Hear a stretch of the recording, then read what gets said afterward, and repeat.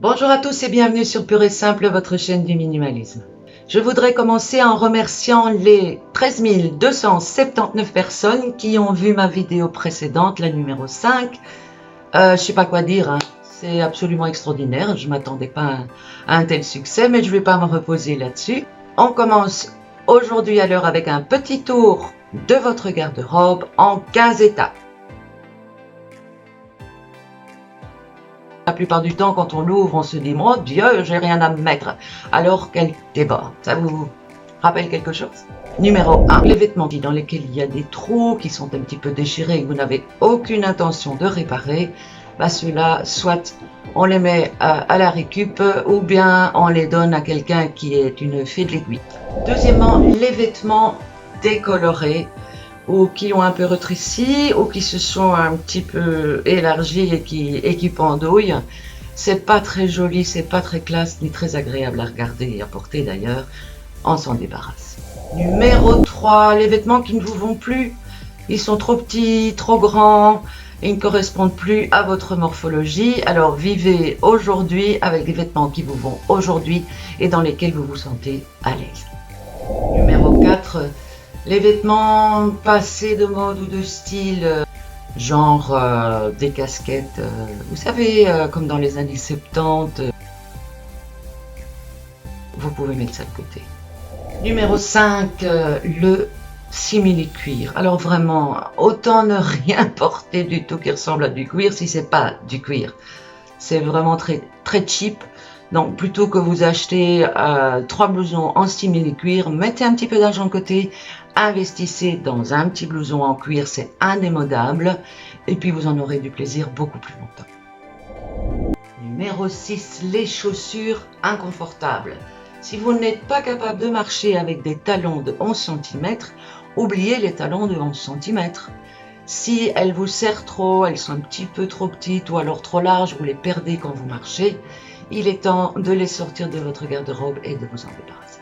Numéro 7, il y a des chaussures que vous adorez, qui vous vont encore bien, mais qui sont complètement ruinées, qui ont déjà fait 3 allers-retours chez le cordonnier. Il faut vous rendre à l'évidence, c'est terminé. Laissez-les partir. Les sous-vêtements, vaut mieux en avoir un petit peu moins qui sont en excellent état, de bonne qualité, qui ne sont pas délavés. Avec le blanc, c'est toujours assez compliqué. Évitez aussi d'ailleurs de mettre des soutiens avec des baleines, c'est vraiment pas bon pour les seins, ça fait des micro-chocs et ça peut avoir des conséquences. Les bas qui ont des flèches,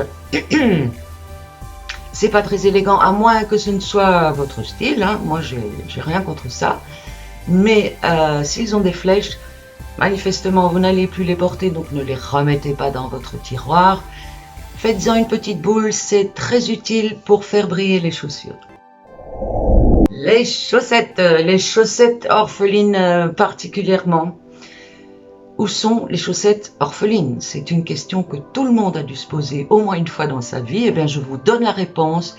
Elles sont avec les couvercles de Tupperware qui vous manquent. Il y a un vortex rempli de chaussettes orphelines et de couvercles de Tupperware inaccessibles. Moi, j'ai trouvé un petit truc pour les chaussettes. C'est simple. J'achète uniquement des sockets blanches de la même marque. Je mets avec les baskets.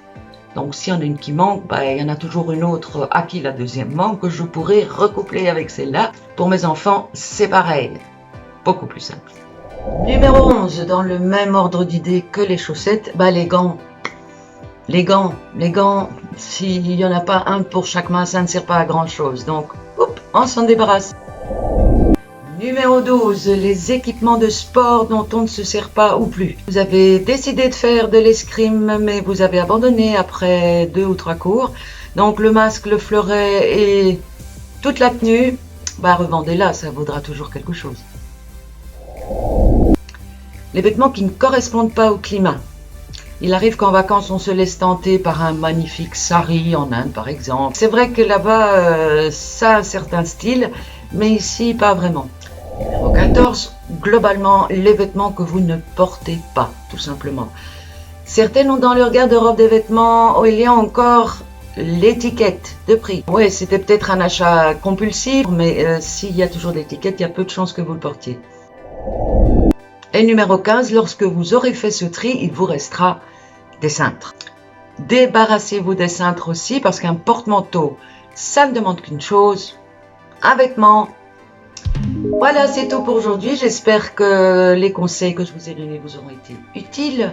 J'aurai bientôt mon propre site internet qui est en construction pour l'instant, où vous pourrez avoir d'autres renseignements et puis connaître mes activités et la façon dont je peux vous aider à désencombrer votre intérieur et votre intérieur aussi. Et on se voit la semaine prochaine.